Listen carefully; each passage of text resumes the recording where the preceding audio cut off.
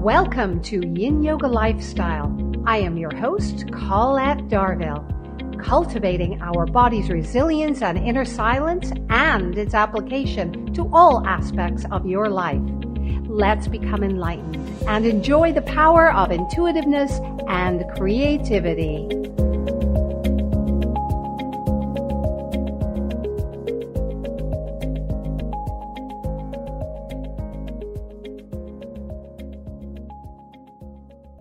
You are listening to Society Bites Radio, social interaction for the mind and soul. Hello, and thank you for joining us today. I am your host, Colette Darville, and this is Yin Yoga Lifestyle. So now let us take a deep meditative breath. Inhale, so. Exhale, hum. Brian D. Johnson is quickly becoming one of the most inspirational thought leaders of his generation. Brian is a talent producer in Hollywood and an Amazon #1 best-selling author, host, and inspirational speaker. Brian has overcome his own personal challenges, including homelessness and intense depression, which almost cost him to take his own life. Brian credits escaping that tragic moment with giving him clarity about his purpose, and as such has dedicated his life to inspiring others to overcome fears, to live the life that they deserve. Brian has committed himself to helping others realize their potential. Brian is the author of Live Your Dreams Out Loud. His book offers 6 steps to inspire those who are not pursuing their personal dreams and goals yet. As a host, Brian recently wrapped season 1 of his interview web series called The Dreamer Series. Brian's podcast, the Live Your Dreams Out Loud podcast, inspires his fans daily via his daily inspiration videos, which have become a fan favorite on social media. In addition, Brian was recently tapped by the LA-based Believe Network to host a podcast focused on NBA players called NBA Dreamers. As a talent producer, he worked on Emmy Award-winning shows such as Carpool Karaoke on Apple, Bill Nye Saves the World on Netflix, and shows for the CBS and the Travel Channel. Brian's Rolodex reads like a who's who in Hollywood. As a personal coach, Brian's clients have included notable Fortune 500 companies and some of the largest nonprofits in the U.S. As an in-demand speaker, Brian has shared his message in front of executives and entrepreneurs around the country. Brian's webinars and coaching sessions regularly sell out to students across the globe. Welcome to Yin Yoga Lifestyle, Brian. Thank you so much for having me. I love that introduction. That was pretty long and intense. It was long and intense, but you know, it's like my guests deserve every intro I give them. You worked hard to get amazing. Thank you so much. Oh, you're so welcome, Brian. My biggest question that I think, what or who was your biggest inspiration in life, and what inspired you to actually write Live Your Dreams Out Loud? My biggest inspiration in life is my mother. My mother is one of the strongest individuals I've ever met. A woman who had a child at a very young age, but didn't allow that to be an excuse for her, and decided to, work really hard, and, not having significant other in the household, not having a chance to really go to college because she had to provide. She quickly had to figure it out. And so through that, I just got a chance to see her selflessness and the way that she worked so many jobs to support my brother and I. And, she always never complained. She would probably work, 18 to 20 hours a day, 7 days a week for years. Wow. And, in the midst of that, I saw her, if somebody died in the community or if somebody was sick, she would find a way to bake cakes or, cook food, or, I come from a very small town in Alabama, so it's a very close-knit community. So she would just serve at the highest level despite, everything that she was dealing with. And she never let my brother and I see her in any weakened moments. So that inspiration, I credit one And two, I credit the internet because being in such a small town in Alabama, not seeing anything outside of that pericope, the internet pretty much gave me a glimpse at life outside of everything that I knew. I could say the TV, but television was kind of like it was such a distance to me, but the internet really brought things in and gave me a different perspective. So those would be my two biggest inspirations. Just the second part of your question in terms of what inspired me to write my book, after just going through life and reaching a point at a very young age where I was able to ask myself the question, what is it that I want to do with my life? Yeah. I was able to get on this journey and start figuring out some things. And I asked myself, what is my dream and what do I want to do? And once I pursued that dream and I got what I consider some tangible success, I was really excited to write that book. And I wrote the book, and here we are today. What does your mom think of the book? She loves it. I wrote this book 5 years ago, and as a matter of fact, next week will be the 5-year anniversary. But yeah. I just did a re-release, updated and revised version. My mom didn't know that I had contemplated suicide, so that was very tough for her to read.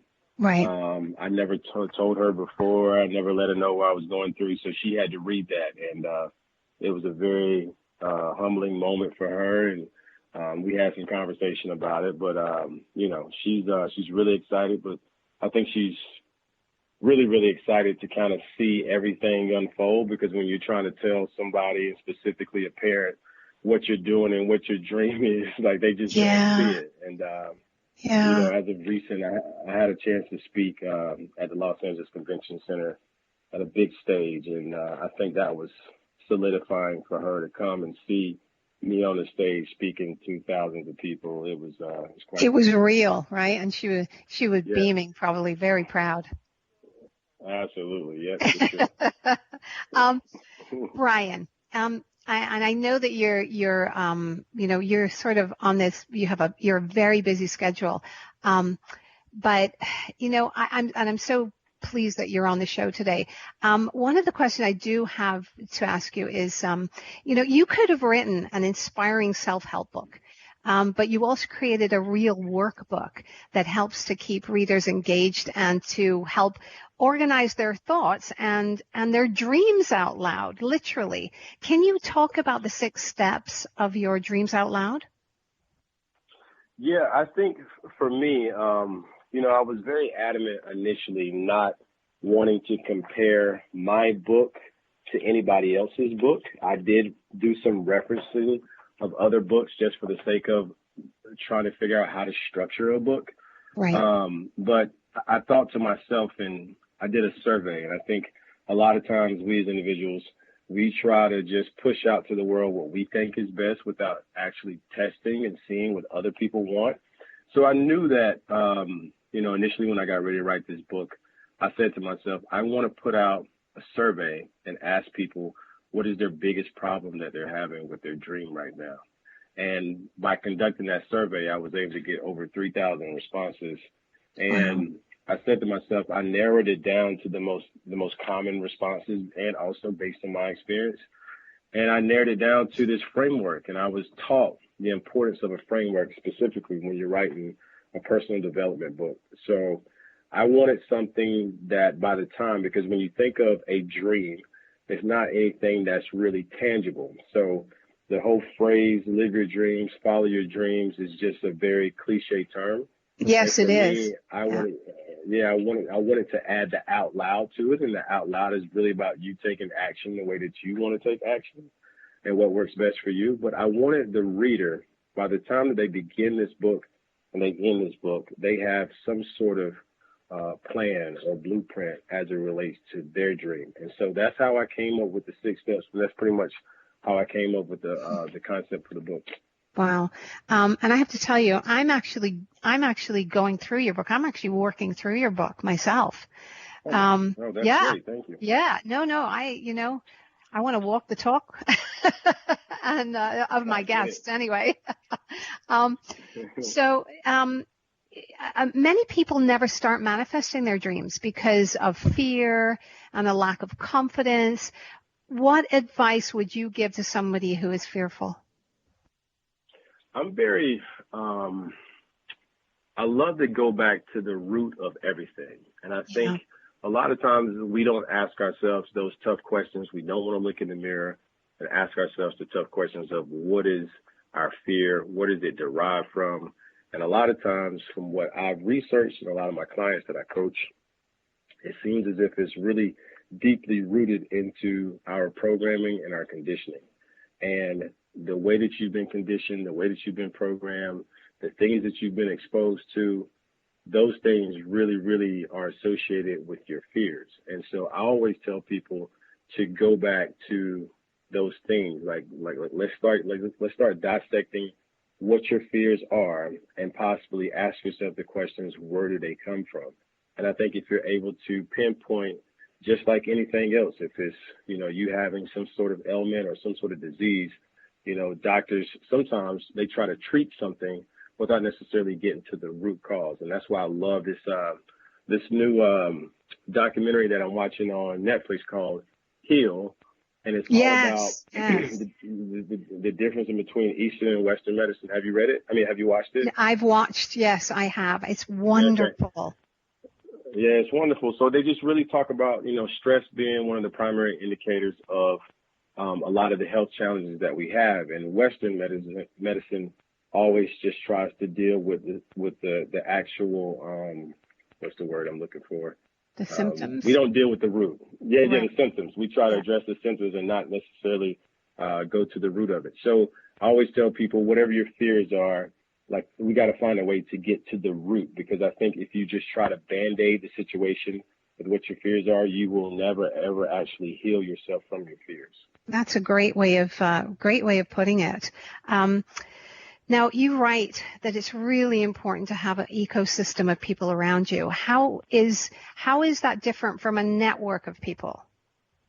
That's a great question. I think your ecosystem is more so associated with those that are kind of like your accountability partners that are directly in your ecosystem. So in the book, as I'm talking about you being on your dream path, it's important for you to have accountability partners, because just in rare human form, it is difficult to pursue your dreams alone. Most people think you're crazy.